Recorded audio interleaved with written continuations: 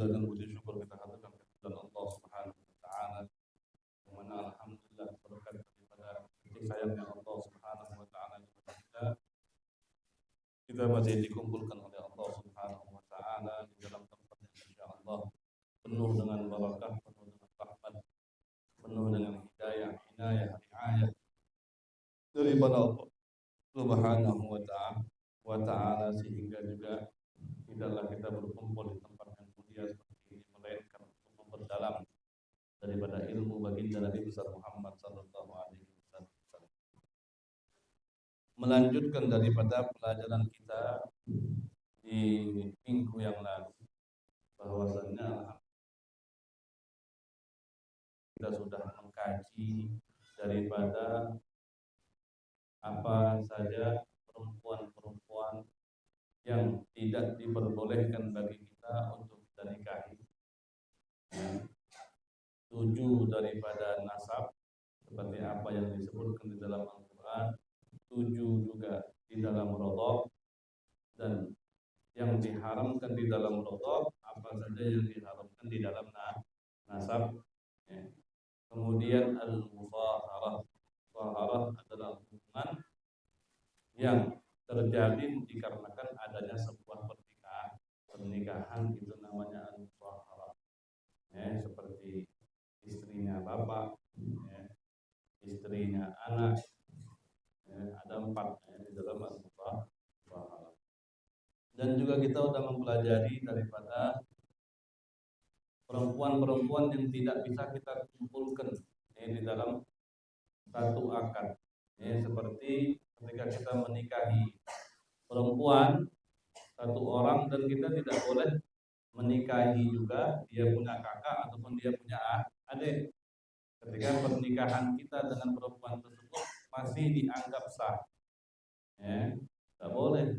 Atau perempuan itu punya bibi, maka juga tidak boleh. Baik bibi dari bapak ataupun bibi dari ibu. Dan juga kita sebagai laki-laki yang merdeka, kita diberikan hak untuk memiliki lebih daripada satu istri. Kita boleh mempunyai daripada 4 istri. Dan sekiranya misalnya kita belum pernah nikah sama sekali, kemudian kita langsung menikahi 4 istri dalam satu akad, boleh atau tidak, Boh? Boleh. Tapi misalnya kalau sekiranya kita belum nikah, kemudian kita nikahnya langsung sama 10 orang, sah atau tidak? Tidak sah. Tapi misalnya kalau sekiranya hari ini anak nikah sama 1 orang, besok anak nikah lagi 2, besoknya lagi anak nikah lagi 3, besoknya lagi anak nikah lagi 4, besoknya lagi anak nikah lagi 5. Nah, pernikahan anak dari yang 1 sampai ke 4 itu sah. Dari ke-5 dan seterusnya itu pernikahan yang tidak sah. Gimana pernikahan yang ke-5 ini bisa sah? Anak harus ceraikan dulu 1. Karena anak punya kuasa udah habis, 4 udah full. Enggak boleh ditambah. Kalau anak mau cari yang baru, anak keluarkan dulu yang lama saja. Baru anak ambillah. Sampai situ sampai situ pembahasan. Dan bagi budak sahaya, dia diperbolehkan untuk menikah 2 perempuan. 2 perempuan. Kalau yang merdeka 4, kalau budak sahaya 2. Nah, sekarang kita kembali di dalam pembahasan, yang mana ini sangat penting sekali. Pembahasan ini sangat penting sekali. Apa itu? Dikatakan oleh Al-Habib Muhammad bin Salim bin Habib, dia katakan syurutu sighatin nikah, syarat-syarat daripada sighah nikah. Sighatun nikah itu adalah ijab dan qabul. Seperti apa misalnya bahasa Indonesianya? Saya nikahkan, itu namanya sighah nikah. Saya nikahkan, saya kawinkan, putri saya dengan mahar sekian sekian, itu namanya sifatun nikah. Ada ijab dan qabul. Ijab itu seorang wali yang memberikan di dalam perkataannya tersebut dia menikahkan putrinya ataupun orang yang meminta wakil kepada dia dinikahkan dengan laki-laki tersebut, ijab, dan laki-laki tersebut menerima daripada tawaran tersebut dengan mengatakan gobiltu tazwijah, atau saya terima saya terima nikahnya, saya terima kawinnya sampai akhir. Di dalam sighah tersebut antara ijab dan qabul itu ada syarat-syaratnya. Ada syarat-syaratnya. Maka syarat-syarat inilah yang sangat penting sekali untuk kita ketahui. Yushtaratu fi sighatin nikah, disyaratkan di dalam sighatun nikah. Apa yang disyaratkan di dalam sighatun nikah? Alla yatakhallala bainal ijabi wal qabuli kalamun ajnabi. Tidak boleh dipisahkan. Apa yang tidak boleh dipisahkan? Antara ijab dan qabul. Tidak boleh dipisahkan dari apa? Tidak boleh dipisahkan dari kalamun ajnabi. Perkataan-perkataan yang lain. Maksud daripada ajnabi itu adalah perkataan yang tidak ada kaitannya dengan akad tersebut. Perkataan yang tidak ada kaitannya tentang maslahat akad tersebut. Perkataan yang tidak ada kaitannya dengan anjuran-anjuran yang ada di dalam akad tersebut. Itu maksudnya kalamun ajnabi. Boleh misalnya kita katakan, ya fulan, ibnu fulan, zawwajtuka mahtubataka fulana binti fulan di mahar titik dan kemudian belum dijawab, ada omongan lain, ada omongan lain yang tidak ada kaitannya sama sekali dalam akad tersebut. Omongan apa saja? Omongan misalnya dia misalnya omongan yang lain, dia nanya misalnya, nah inti dari mana, inti dari mana, inti anak siapa, atau apa, sesuatu hal yang tidak ada kaitannya di dalam akad. Habis itu dipotong, dipisah dengan perkataan tersebut. Habis itu baru dia jawab, gobiltu tazwijah wa nikahaha bil mahril madnah. Sesuatu hal yang seperti itu tidak diperbolehkan.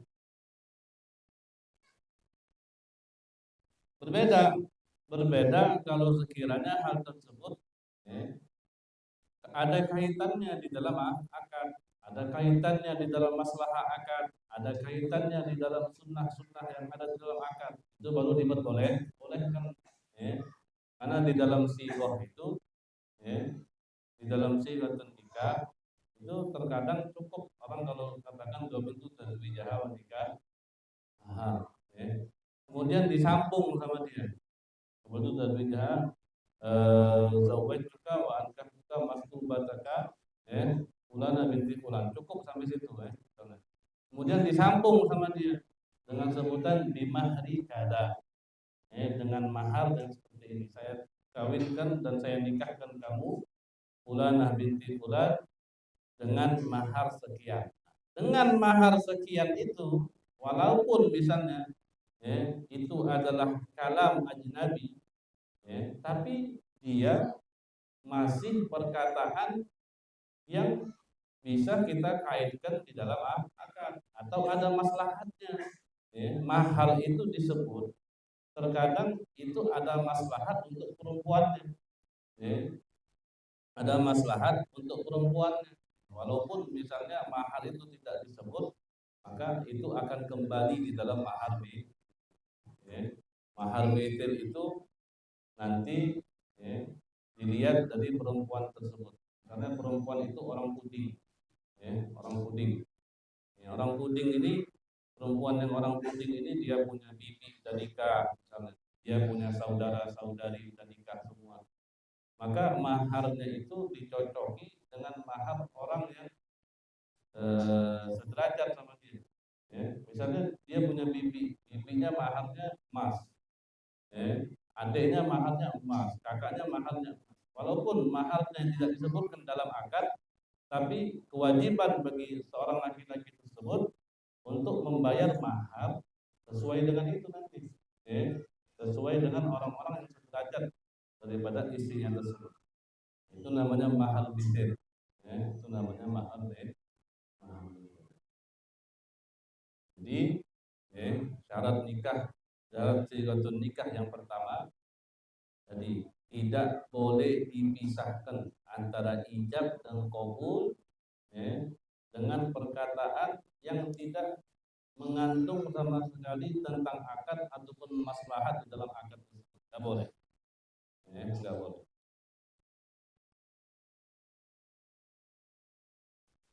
Atau misalnya, ya, atau misalnya ada orang, ya, ada kita lagi akad, kita katakan zawaj juga saya nikahkan, saya kawinkan kamu dengan putri saya dengan mas kawin gini. Kemudian mempelai laki-laki itu, ya, tidak ngomong apa-apa dia. Dia tidak ngomong apa-apa. Bahkan ketika dia mau ngomong, mau jawab, tiba-tiba ada satu orang lain. Perkataan tersebut keluar dari satu orang lain, yang mana orang tersebut itu tidak diminta sama sekali untuk menjawab.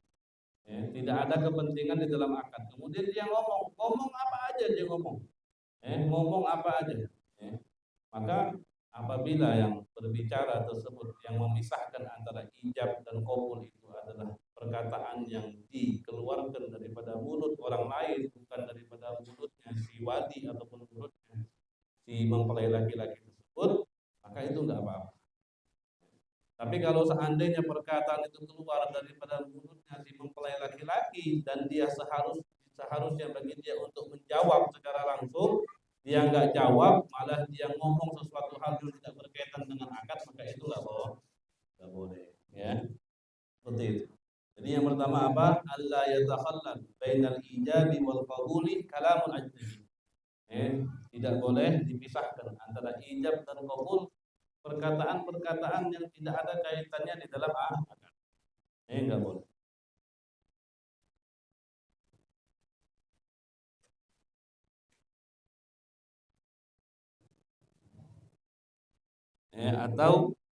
Atau sebagian ulama mengatakan tidak boleh ada pemisah, ya, antara ijab dan qabul, ya, yang mana dengan pemisah tersebut bisa membahayakan di dalam akad, sama saja, ya, sama. Jadi pemisah itu bisa pemisah dengan perkataan yang tidak ada kaitannya dengan akad, atau pemisah itu bisa juga dikatakan dengan diam yang terlalu lama. Misalnya si wali bilang, saya nikahkan dan kawinkan kamu dengan putri saya. Kemudian si laki-laki itu diam, nggak jawab lama. Sekiranya dengan diamnya itu orang kira dia ini tidak mau menerima. Nah, kalau sekiranya ada sesuatu hal yang seperti itu, maka akadnya tidak bisa dikatakan sah. Itu membahayakan di dalam akad. Jadi tidak boleh ada pemisah. Di sini diilahnya disebabkan apa? Di anna tulal fasli yukhrijul gawula an yakuna jawaban anil ijab. Karena panjangnya pemisah itu mengeluarkan daripada qabul yang seharusnya dia menjadi jawab daripada ucapan si wali. Ya kan, wali itu ngomong saya nikahkan, seharusnya dijawab dengan kataan diterima. Tapi dikatakan panjangnya pemisah, baik itu dengan kalam yang lain ataupun dengan diamnya dia, maka itu membahayakan, seakan-akan orang kira Nah, ini orang nggak mau nerima. Ini orang nggak mau nerima tawaran pernikahan dari si wali. Dan juga maksud daripada pemisah di sini apa? Maksud daripada pemisah di sini adalah ma usyira bi iradihi anil qabul. Maksudnya itu yang sekiranya dengan pemisah tersebut orang tuh ngira orang ini nggak mau nerima nikah. Itu maksud. Maksud daripada dipisahnya antara ijab dan qabul. Pisah itu sekiranya sampai mana sih batasannya? Sampai itu orang ngerasa dengan diamnya dia atau dengan adanya perkataan-perkataan yang lain, orang ngerasa ini orang tidak mau menerima daripada pernikahan tersebut. Tapi kalau sekiranya pemisah itu cuma sedikit, yang enggak ada, cuman apa namanya, sedikit diam sedikit, mungkin bawaan dia gugup, bawaan dia mulut dia, maklum orang mau menikah, orang mau menikah terkadang pasti ada rasa dia, gugup dan yang lainnya, atau apalagi untuk orang-orang yang mungkin dia di halayak ramai itu agak apa namanya gugup, mentalnya kurang kuat, maka dia jawabnya mungkin gugup juga. Jadi mungkin mulutnya itu untuk bergerak agak susah. Nah sekiranya cuma segitu saja itu nggak apa-apa.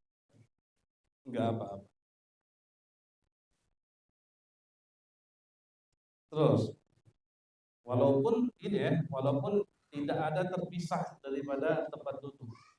Jadi di dalam kalau kita berbicara tentang jual beli, itu kan ada namanya khiyar, khiyar majlis, ada khiyar syarat, ada khiyar aib dalam jual beli itu.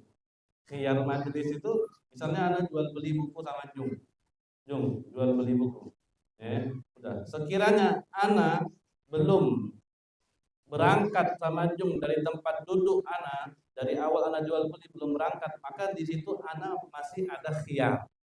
Ana masih bisa katakan, ini sudahlah nggak jadi, nggak jadi ini Ana beli barang ini, masih ada khiyar untuk Ana memilih beli atau tidak.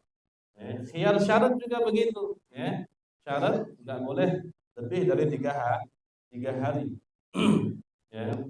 sesuai dengan syarat-syaratnya nanti. Ada namanya khiyar aib, apabila ditemukan di dalam barang yang Ana beli itu aib, maka Ana boleh untuk mengembalikan daripada barang tersebut. Di dalam jual beli. Tapi di dalam pernikahan nggak ada yang seperti itu. Di dalam pernikahan, di dalam akad pernikahan, itu nggak ada yang seperti itu. Adanya ketika nanti kalau sekiranya dia sudah menikah, kemudian dia dapati suaminya ataupun istrinya gila ataupun sakit-sakit yang menentukan dia boleh memilih antara lanjut atau tidak, itu ada. Sudah kita pelajari kemarin. Sakit-sakit daripada perempuan ataupun laki-laki. Ada sakit yang sama, perempuan bisa sakit itu, laki-laki bisa sakit itu. Ada sakit yang dikhususkan untuk laki-laki, ada sakit yang dikhususkan untuk perempuan.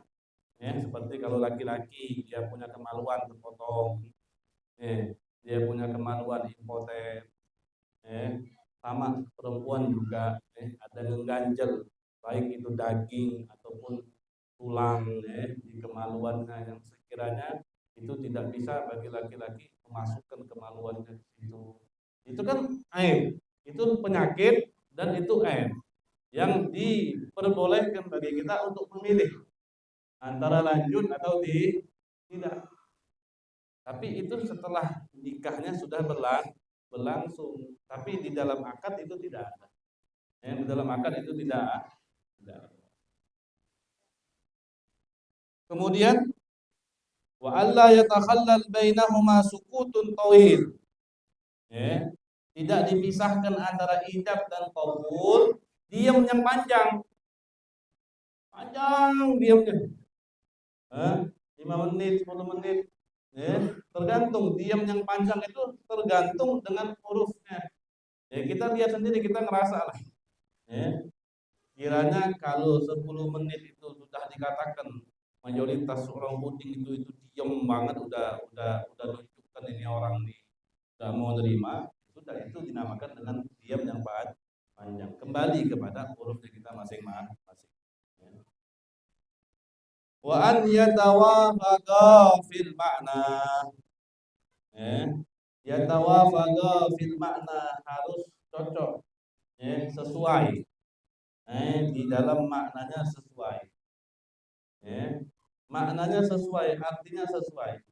Terus tapi kalau misalnya lafadznya berbeda, misalnya anak ngomong, zawwajtuka, terus si laki-laki jawabnya bukan qabiltu tazwijaha, bukan, tapi dia jawabnya qabiltu nikahaha. Lafadznya berbeda antara lafadz zawwajtuka sama lafadz qabiltu nikahaha. Nikah sama apa namanya zawwajtuka itu beda, lafadznya beda. Kalau ana bilang angkah tuka, dia jawabnya qabiltu nikahaha. Kalau ana bilang zawwajtuka, dia jawabnya qabiltu tazwijaha. Seharusnya gitu kan? Nah, tapi ini lafadznya berbeda. Apakah bermasalah dalam akad nikah ketika lafadznya berbeda? Enggak apa-apa. Ketika lafadznya berbeda itu enggak apa. Yang penting jangan sampai maknanya yang berbeda. Enggak ada bedanya maknanya. Ketika orang bilang zawwajtuka dan dia jawab qabiltu nikahan, enggak bedanya, sama. Itu artinya dia nikahkan dan saya terima nikahnya. Maknanya sama. Enggak ada beda maknanya. Nggak ada istilahnya maknanya itu, oh kawin itu kalau di Indonesia tanpa akad, nikah baru ada akad, kawin kan bisa kawin gemu, ya nggak ada istilah kayak gitu ya. Maknanya sama, ya walaupun lafadznya berbeda. Jadi yang disyaratkan di sini, yatawafaqa fil makna, yatawafaqa fil makna.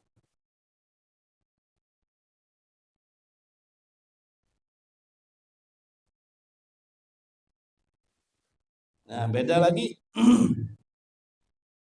Maksud juga di dalam beda makna seperti apa misalnya?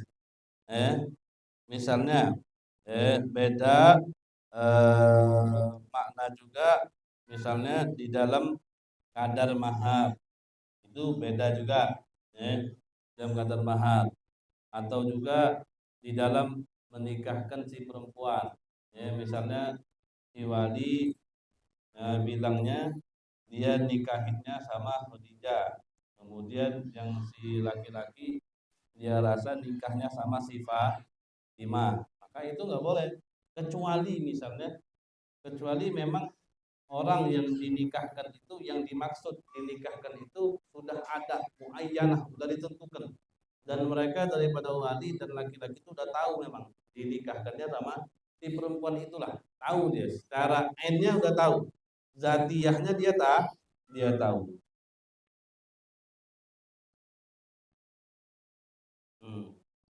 Walaupun namanya daripada laki-laki yang nyebutnya itu namanya berbeda, tapi sekiranya ainnya itu dia sudah paham, sudah tahu, dan si wali dan niatnya seperti itu, maka enggak apa-apa. Enggak apa-apa. Jadi syaratnya apa? Tawafuk bil makna. Maknanya harus sama, harus cocok antara ijab dan qabul. Baik itu di dalam akad, atau di dalam kadar mahar.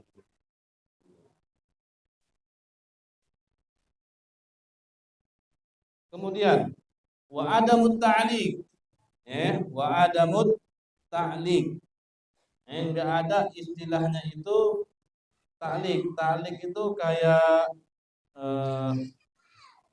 kayak ada ikatan apa ya, misalnya contoh aja, ana katakan, ana bilang sama orang, ya, kalau sekiranya ana punya anak itu udah diceraikan, kemudian anak-anak itu sudah selesai masa iddah, maka saya nikahkan putri saya kepada Anda.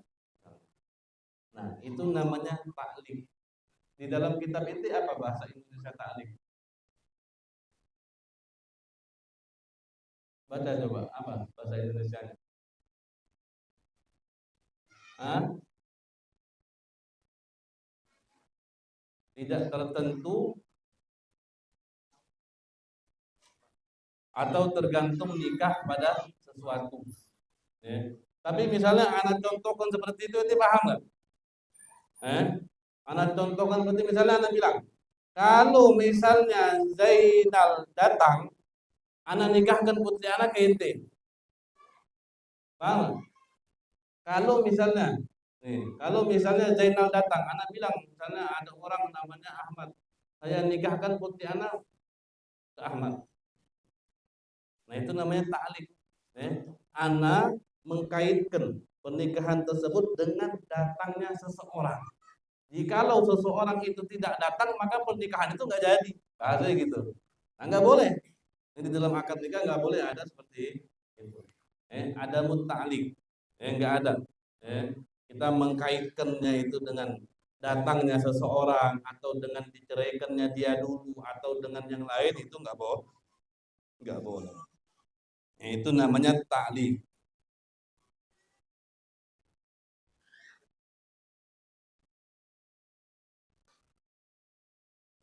Kemudian wa adamut ta'kid. Ta'kid itu nggak ada istilahnya batas waktu. Misalnya anak bilang sama perempuan, anak nikahkan ente tapi 1 bulan. Anak nikahkan ente tapi cuma 6 bulan saja. Anak nikahkan ente tapi cuma 1 minggu.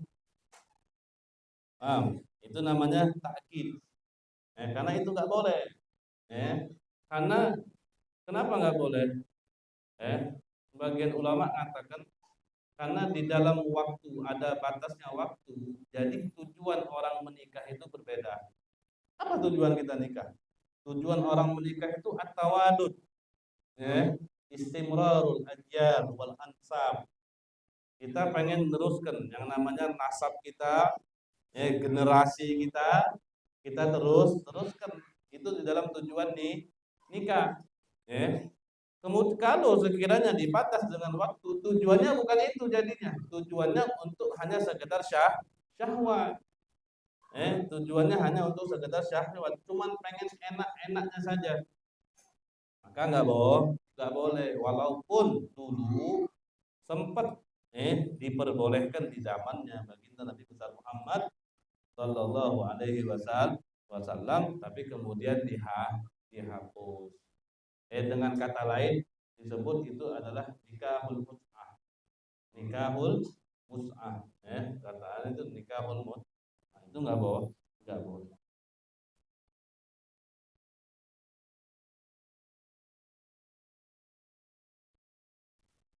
Tapi, tapi ini tuh tidak boleh. Ketika kita sebutkan di dalam ketika akad, misalnya Anda bilang nih, saya nikahkan putri saya dalam masa jangka waktu 1 minggu dengan mahal sekian sekian. Paham nggak? Itu maksudnya. Kalau sekiranya Anda sebutkan di dalam akad tuh nggak boleh. Tapi misalnya, jangan Anda lah, nanti kelihatan jelek. Siapa misalnya? Zainal misalnya. Dia tertarik dengan satu perempuan, tapi dia pengen cuman nyoba saja, bahasa gitu. Dan dia dalam hati dia, anak pengen nikah sama dia paling seminggu, habis itu anak cerai. Enggak dia sebutkan dalam akadnya. Kemudian dia nikah terjadi pernikahan tersebut sah atau tidak? Sah. Pernikahan yang tersebut sah. Karena tadi tidak sama sekali dia sebutkan di dalam akadnya tersebut. Dia cuma sembunyikan dalam hatinya saja. Dia cuma niat dan niat dalam hati. Walaupun ya kalau dibilang dosa ya dapat dosa karena dia zalim sama perempuan. Dan Nabi Muhammad SAW katakan di dalam Hajjatul Wada, istausu bin nisa'i khaira. Nabi Muhammad itu menganjurkan kepada kita untuk berbuat baik dengan perempuan. Jadi nggak boleh hal yang seperti ataupun sunnah nabawi, boleh untuk kita lakukan. Ya. Tapi dikatakan sah ya, sah. Beda lagi kalau qasdit tabarruk, ya, minta barokah.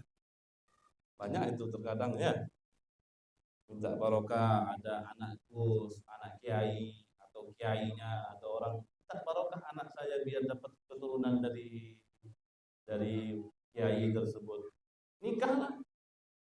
Habis itu setelah nikah sudah. Baik dia mau ketika lahir anaknya baru dicerai atau apa, sudah, yang penting dia sudah dapat barokah. Nah, terserah sih kalau memang dia maunya seperti itu.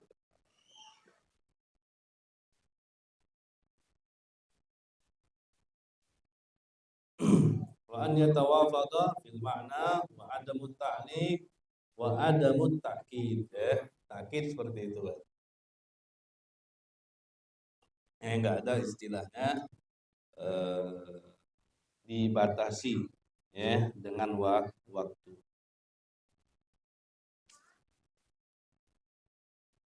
Coba sampai situ ada pertanyaan tidak? Sampai situ ada pertanyaan atau tidak?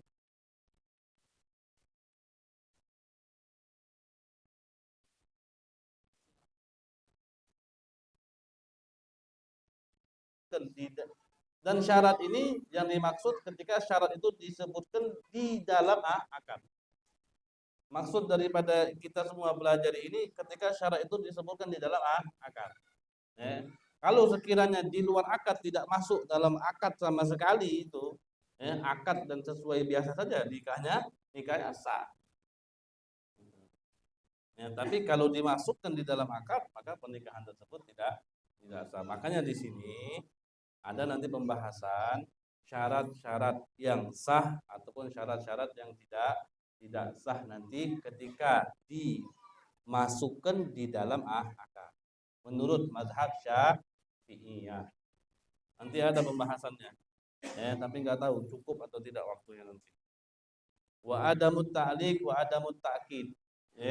Jadi nggak ada istilahnya dia sebutkan masa di dalam akad itu tidak ada dan itu dikatakan tidak sah. Kalau misalnya ada orang mengatakan, oh ada pendapatnya Ibn Abbas memperbolehkan daripada mut'ah. Ulama mengatakan Ibn Abbas sudah kembali daripada perkataannya dan sudah tidak memperbolehkan daripada pernikahan mut'ah. Ya. Karena terkadang sama seperti kita kayak gini ketika ada orang di zaman Nabi lagi sekarang nih, bahwasannya diperbolehkan nikah mut'ah sudah. Tapi mungkin di dalam satu keadaan lagi Nabi katakan sudah dihapus, nggak boleh. Nah, tapi ada sahabat mungkin yang nggak hadir, yang lagi perang. Kan perangnya Nabi itu kan bukannya setiap perang Nabi ikut kan. Terkadang di dalam beberapa peperangan Nabi nggak ikut. Makanya kan di dalam bahasa Arab itu ada istilah perbedaan antara ghazwah sama siraya. Ghazwah itu peperangan yang dihadiri oleh Nabi, dan yang satunya adalah peperangan yang tidak dihadiri oleh Nabi, beda.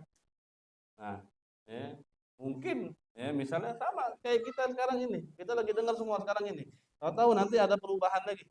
Yang satu nggak tahu, yang satu nggak tahu bahwasannya itu udah dimantu, udah dihapus, kemudian diingatkanlah dengan satu yang lain, kemudian dia baru kembali lagi dengan ucapannya dia tersebut. Seperti itu, seperti itu. Wa adamut ta'kid wa an yatalaffaz bihaitsu yusmi'u man bi qurbih, dan dia harus mengucapkan lafaz tersebut sekiranya orang di dekat dia dengar. Orang yang dekat dia dengar. Wa bagaul ahliyah ila wujud syiqqil ahar, dan ditetapkan atau masih ada daripada ahliyahnya dia, maksudnya itu haknya dia untuk menjadi wali sampai ada bagian yang lain. Maksudnya gini, wali zat mempelai laki-laki dan wali tersebut maksudnya ketetapan dia di dalam ijab ataupun ketetapan dia di dalam qabul itu harus tetap ada sampai selesai akad. Misalnya wali itu harus apa? Wali itu nggak boleh gila. Wali itu harus balik. Wali itu harus sadar terus di dalam akad. Wali itu harus soleh, nggak boleh orang fasik misalnya. Sampai selesai akad, wali itu harus seperti itu. Bukan hanya sekiranya dia cuman zawaj juga wa ankah juga, habis itu dia gila, itu gimana? Orang belum menerima daripada itu, pernikahan tersebut, kemudian walinya pingsan misalnya, atau walinya gila, atau ada hal-hal yang lain yang mencabut daripada hak kewalian tersebut. Maka nggak boleh. Maka hak daripada kewalian tersebut ataupun sebagai laki-laki mempelai laki-laki tersebut itu harus ada terus. Sampai kapan? Sampai selesai.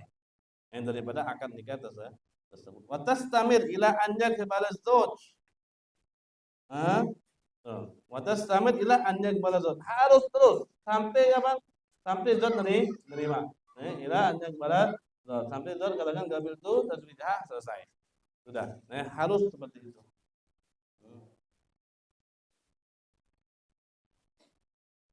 Berbeda kalau sekiranya gila, kalau misalnya gila, salah satunya gila, atau mati sebelum si apa namanya zoj nerima daripada pernikahan tersebut.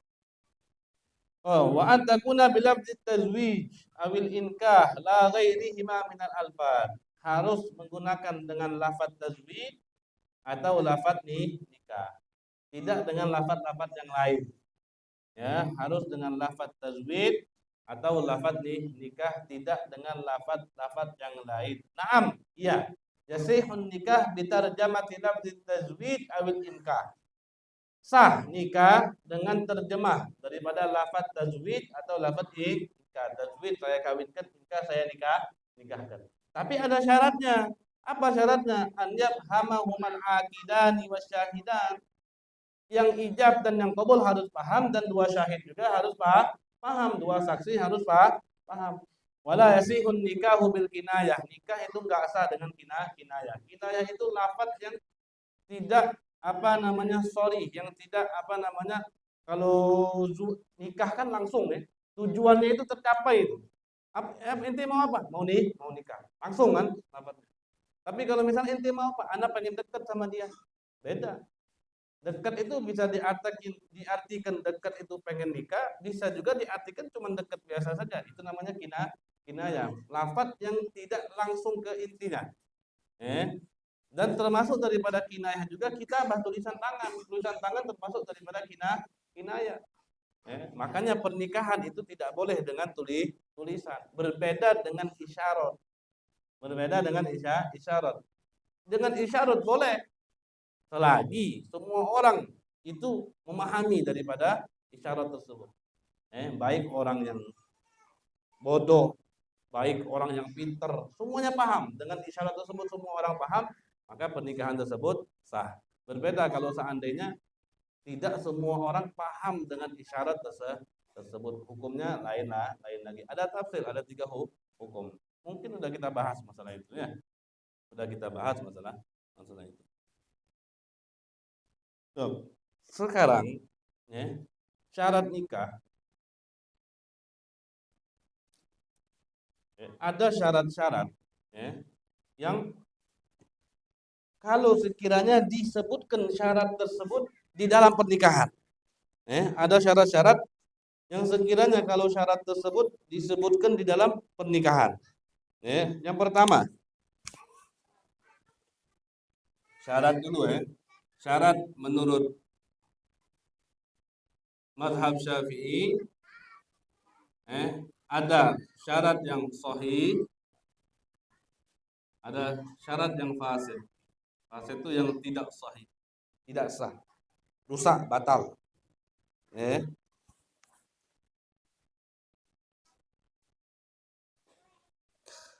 Syarat yang sahih pertama, syarat yang sahih itu ada 2. Syarat sahih itu ada 2. Pertama misalnya,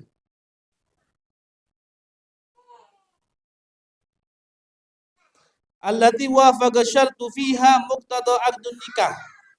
yang mana syarat tersebut sesuai dengan tuntutan yang ada di dalam nikah. Syarat yang sesuai dengan tuntutan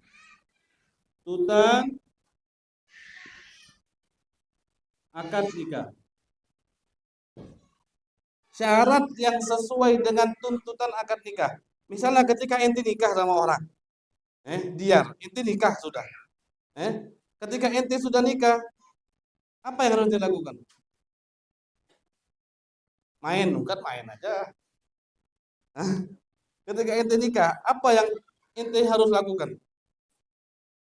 Nafkahnya dia harus lakukan, dia harus ngasih tempat tinggalnya, Nah, itu, misalnya ketika dia nikah sama istrinya, dia katakan, saya nikahkan dengan syarat satu, harus kasih nafkah. 2, kasih tempat tinggal.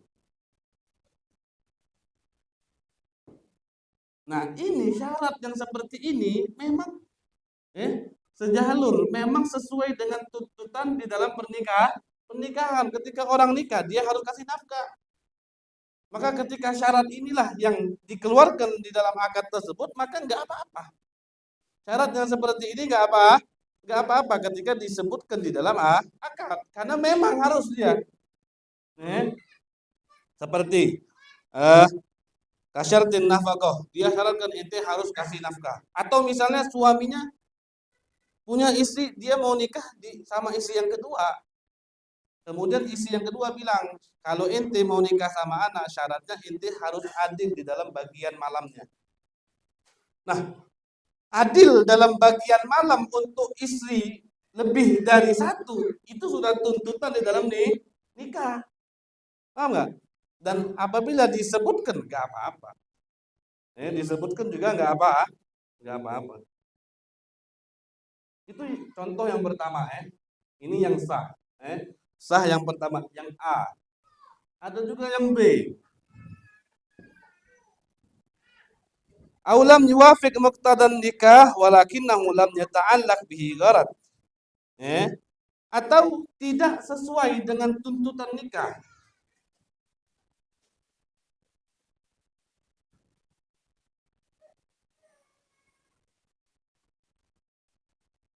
Tidak sesuai dengan tuntutan nikah, tapi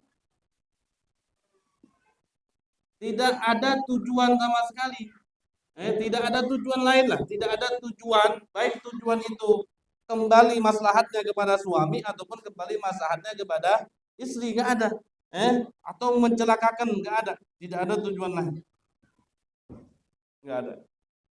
Seperti misalnya, kalau ente nikah sama anak syaratkan ente nggak boleh makan telur,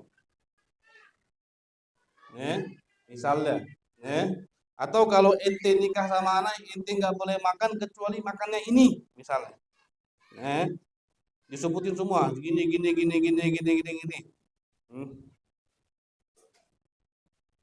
Terus bagaimana?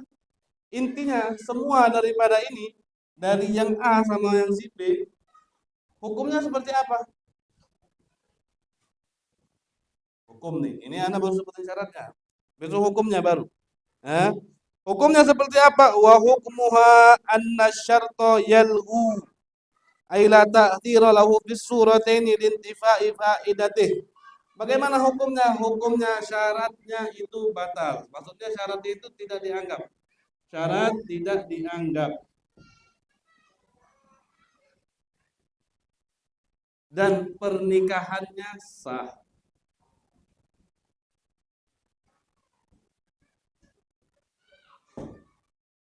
Hukumnya seperti itu. Saya nikahkan dengan syarat kasih nafkah, dengan syarat kasih tempat tinggal, dengan syarat harus adil. Saya nikahkan dengan syarat kamu kalau nikah sama saya nggak boleh makan kecuali makan yang ini. Maka bagaimana syarat? Syarat tersebut itu semuanya dihapus, maksud itu tidak dianggap sama sekali, tapi tetap pernikahannya dianggap sah. Ini yang penting. tetap pernikahannya dianggap sah. Karena syarat-syarat yang sudah disebutkan ini sama sekali tidak mengganggu akad, tidak mengganggu sama sekali, enggak ada istilahnya itu ada efek, tidak ada efek sama sekali di dalam pernikahan, dalam akad enggak ada. Maka syaratnya itu tidak dianggap pernikahannya sah. Kemudian, ya, ini syarat yang sahih. Ada juga syarat yang fasid. Syarat yang fasid pertama,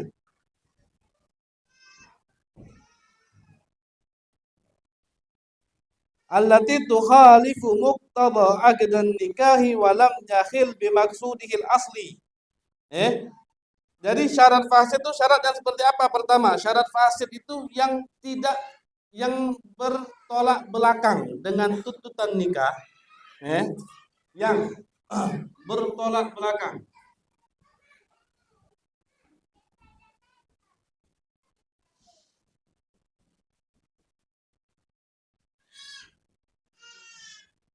Dengan tuntutan pernikahan. Tapi kalau orang anak jujur masih kurang paham masalah koma titik bahasa Indonesia ya. Ini seharusnya apa? Komanya di mana? Yang bertolak belakang dengan tuntutan pernikahan. Komanya di tapi apa? Pernikahan. Apa yang paham ini? Yang dosen-dosen ada sini. Nah, Ustaz Rahman guru. Ustaz, di mana ini? Yang bertolak belakang dengan tuntutan pernikahan, tapi komanya di mana? Komanya itu di pernikahannya apa di tapinya?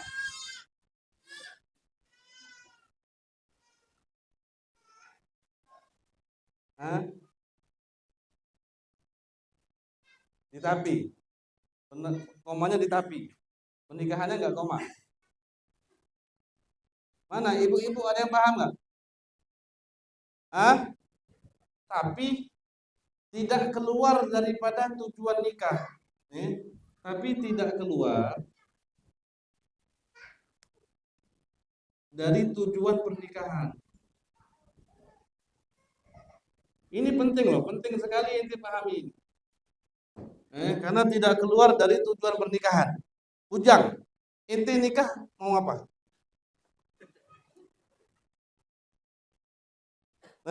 Ente nikah mau apa? Jujur-jujur aja. Orang tahu ente udah punya anak. Ente nikah tujuannya apa? Salah satu tujuan orang menikah al-watr, bersetubuh tubuh. Dan itu adalah tujuan inti daripada suatu pernikahan. Ada orang mensyaratkan di dalam pernikahan tersebut, misal,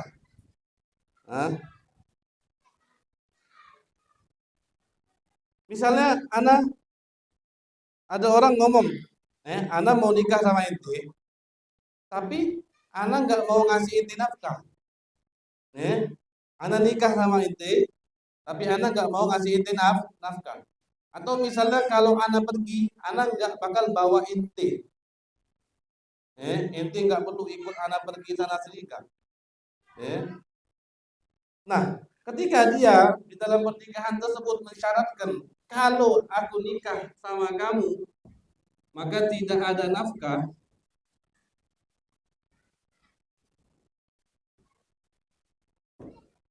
Tidak ada nafkah dalam pernikahan itu bertolak belakang. Itu tidak sesuai dengan adanya akad nikah. Orang nikah maka dia punya kewajiban untuk memberikan nafkah.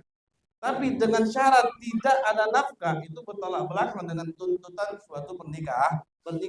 Karena kalau udah ada pernikahan, tuntutannya itu tadi, si laki itu memberikan nafkah, memberikan tempat tinggal, memberikan daripada makan dan yang lain. Maka ketika dia syaratkan ini, maka syaratnya itu bertolak belakang dengan tuntutan nikah.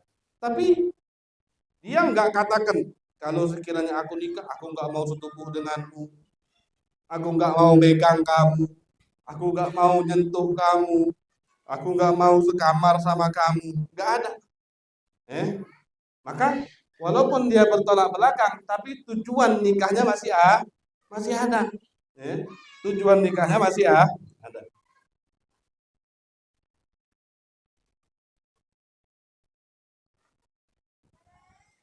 Maka bagaimana hukumnya? Hukumnya bagaimana? Wa hukmuha anna zawaja yasih di adamil ikhlali bi maqsudihi wa huwa al-wad'u awil istimta' wa yafsudu syartu li annahu yukhalifu maqtadal aqdi. Hukumnya bagaimana? Hukumnya pernikahannya sah.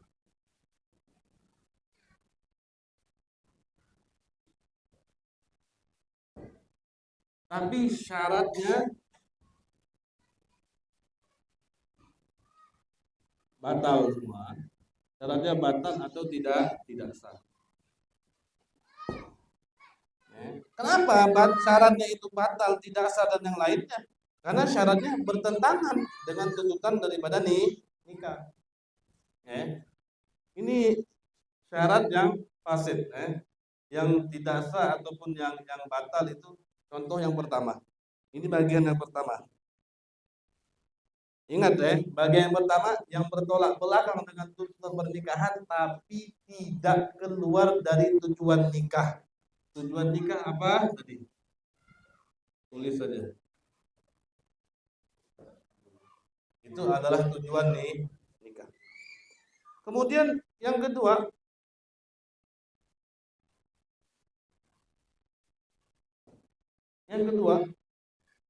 fa in akhalla syartu bi maqsudiz zawajil asli ka'an syarat alla yata'ahad zawju aslan aw la aw alla yata'aha illa marrah wahidah matalan bis sanah aw syaradatil mar'atu alla yata'aha illa lailan faqat aw illa naharan faqat aw syurida an aw syarat an yutalliqaha walau ba'dal wad'i batala zawaju li annahu syartun yunafi maqsudal aqdi fa abtalah. Nah, kalau sekiranya syarat yang kedua ini itu mengeluarkan dia syarat yang mentiadakan daripada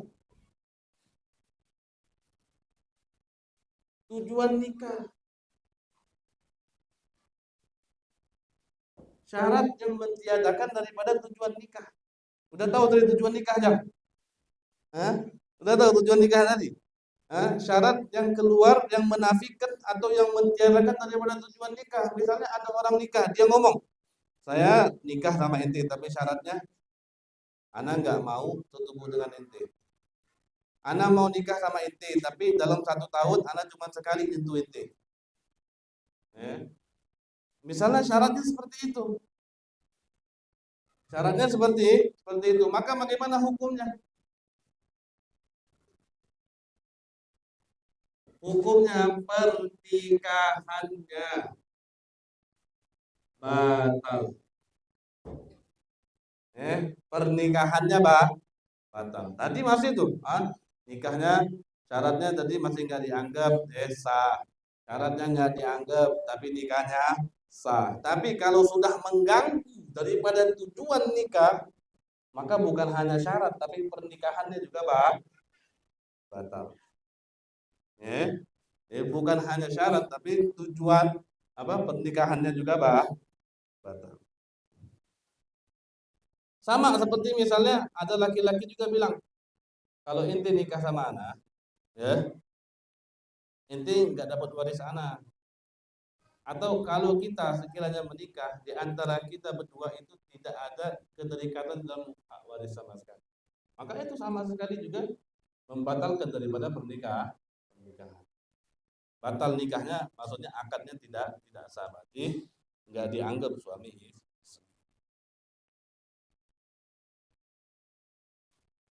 Oke. Ada pertanyaan? Silakan.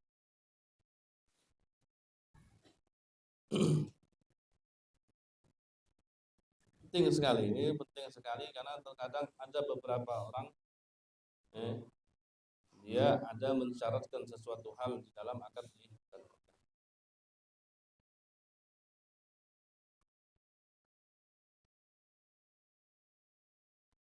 Jadi bahasanya di dalam fikih itu ada syarat fi surbil aqdi, ada syarat yang kharijal aqd. Ada syarat yang disebutkan di dalam akad atau ada syarat juga disebutkan di luar daripada akad. Dan itu terkadang berbeda hukumnya, baik di dalam nikah ataupun di dalam jual beli, karena akad itu bukan hanya dalam pernikahan. Akad itu di semua jual beli itu ada akadnya.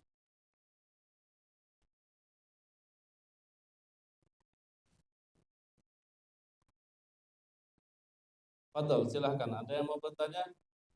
Silahkan. Sebelum kita tutup.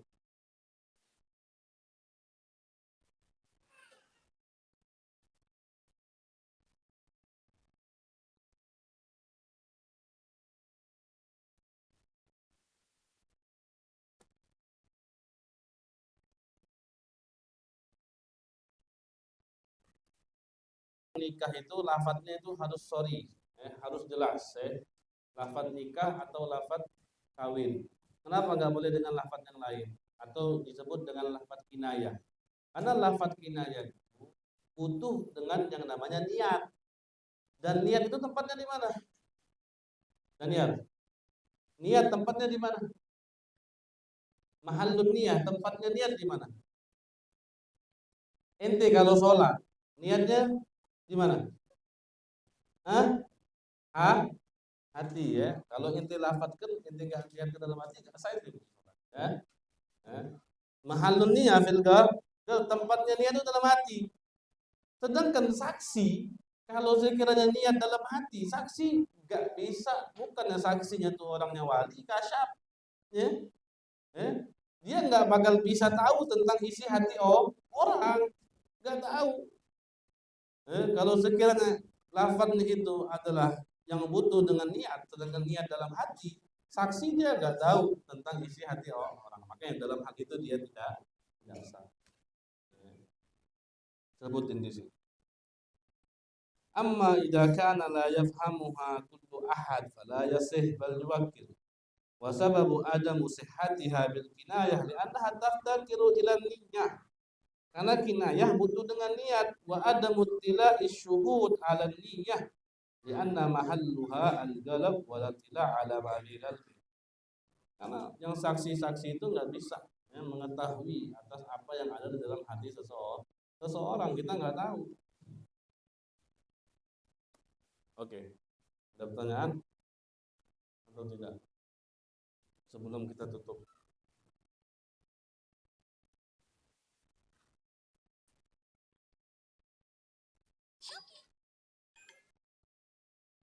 Pelajaran kita di rumah. Karena ente kalau kayak gitu, mungkin semua dari ente itu 10 tahun ke depan itu udah bisa ngajar orang lain lagi. Tanya satu orang di sini kitab apa aja udah dia pelajari, banyak sekali. Dan banyak sekali yang ngajar-ngajar di sini.